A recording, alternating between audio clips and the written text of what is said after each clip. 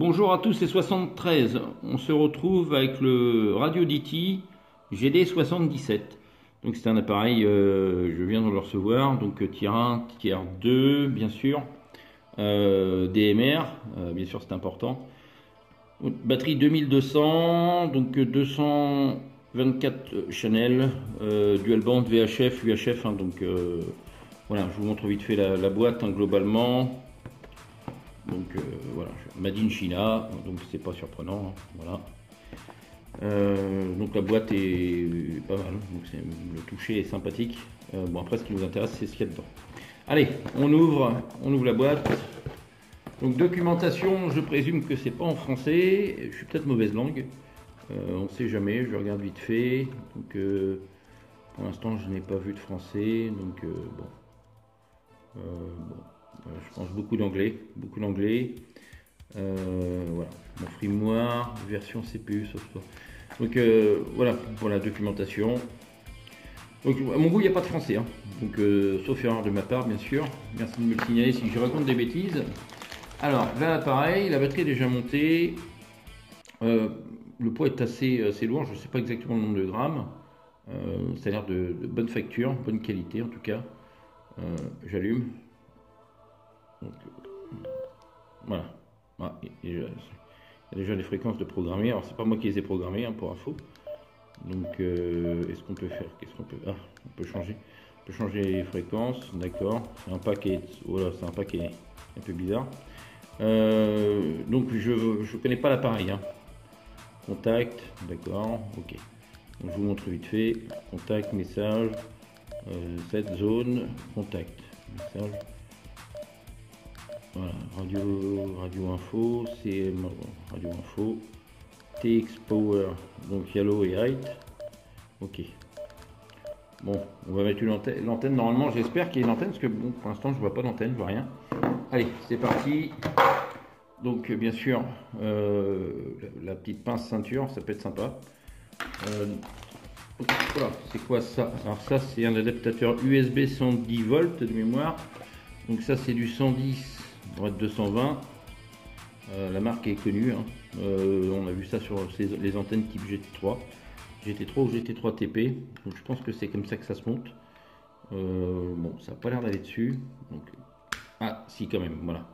Donc l'adaptateur par USB. USB, alors on peut certainement le mettre en charge. Il y a certainement une entrée quelque part. Donc on verra ça. Au moins on verra ça parce que déjà pour la batterie, oui, c'est là. Donc voilà, je vais essayer de voir. Donc là c'est marqué push. Ah ok. Donc je vous montre les fréquences là pareil. Donc 136, 174, 400, 475 watts. Batterie 2207 volts 4. Voilà. Donc ça je sais pas où ça se branche. Il y a certainement quelque part un endroit, une trappe mystérieuse. Je ne sais pas où c'est. Peut-être ici. Donc là, ça va être le micro. Et juste en dessous, il y a quelque chose, mais je ne sais pas ce que c'est. Alors, est-ce que c'est pour charger? Honnêtement, je ne pense pas. Non, bon, j'ai pas regardé la doc. Bon, c'est pas grave, j'insiste pas. Donc, ah oui, bah si, le chargeur USB, bien sûr, c'est pour le socle. Oui, d'accord. Alors, le socle, je déballe. Donc ça ressemble, ça ressemble étrangement au MD 380 ou 398 ou 390 certainement. Malgré que 390 je ne l'ai pas en ma possession. J'avais eu le RT8 dans les mains. Voilà. Cordon de programmation, radio DT. Donc voilà. Antenne certainement bibande, donc j'espère quand même. Assez lourde l'antenne, une forme sympathique. 136, 174, 400, 480. Donc quel appareil c'est marqué 470. Voilà, comme vous pouvez le constater. Voilà, donc je mets l'antenne dessus pour savoir ce que ça donne. Hop, je mets l'antenne. Ok, la batterie. Donc je vais essayer de la remettre. Alors je sais pas comment on fait exactement. Ah, comme ça. Radio DT GD77. Voilà, les fréquences de marqué. Donc je vous dis à 73, il faudra que je le programme bien sûr. Donc oui, ça fonctionne évidemment. Donc comment on fait? Voilà, digital. Bon voilà, contact, donc il y a des trucs programmés. Donc je verrai ça au niveau de la prom. Donc 73 à tous, et d'ici quelques temps, je pense faire gagner cet appareil. Donc n'hésitez pas à vous abonner à ma chaîne, mettez bien sûr un pouce si ça vous intéresse. Donc je ferai certainement un jeu concours, hein, vu que le t-shirt a été gagné. J'avais fait gagner déjà un PD 365, une antenne quart d'onde, bien sûr antenne bibande retaillée pour l'UHF, un t-shirt qui a été gagné bien sûr, et là je ferai gagner cet appareil certainement au mois de septembre. Fin septembre, j'ai pas de date précise. Donc n'hésitez pas à vous abonner, et je vous dis à très bientôt pour des essais bien sûr complémentaires. Alors, j'avais oublié de vous signaler dans la boîte, il y a bien sûr le logiciel de prom, je pense que c'est ça.